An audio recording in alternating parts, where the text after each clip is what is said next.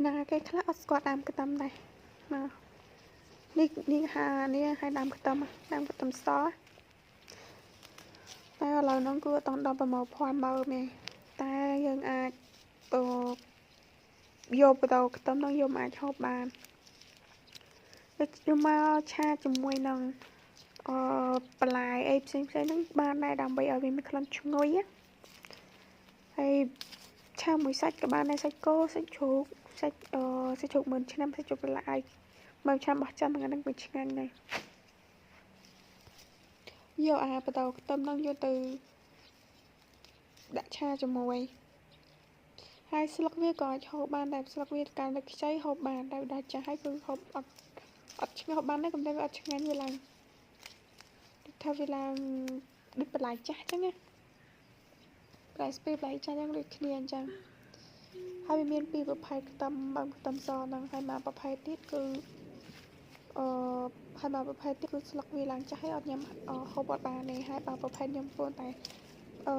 បកបដោវាយកហ្នឹងស្លឹកវាគឺអាចហូបបានសោះឈ្ងុយហើយឈ្ងុយជាងប្រភេទមួយទៀត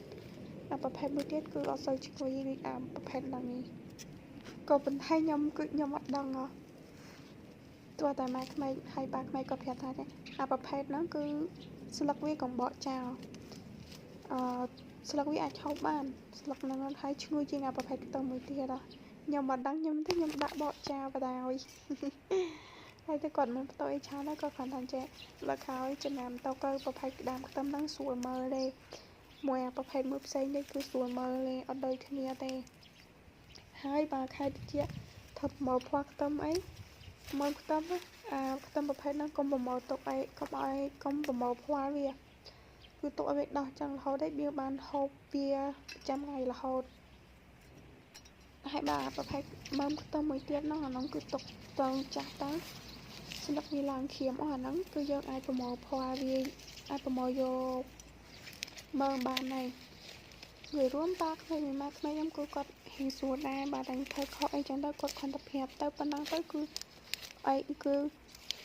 បានហើយគាត់អត់មានបន្តអីច្រើនដងអីទេគាត់ប្រាប់តែម្ដងអញ្ចឹងតែប្រាប់ម្ដងហ្នឹងកុំឲ្យគាត់ប្រាប់ឲ្យយើងស្ដាប់តាមគាត់ផងកុំគេថាកុំឆំដែរពេកណាហើយបើអត់ដឹងអីអាហ្នឹងអាចសួរគាត់បានគាត់នឹងប្រាប់សំបួរក៏អត់ផ្សាយដាក់អត់អីទេហើយបើគាត់ប្រាប់យើងថា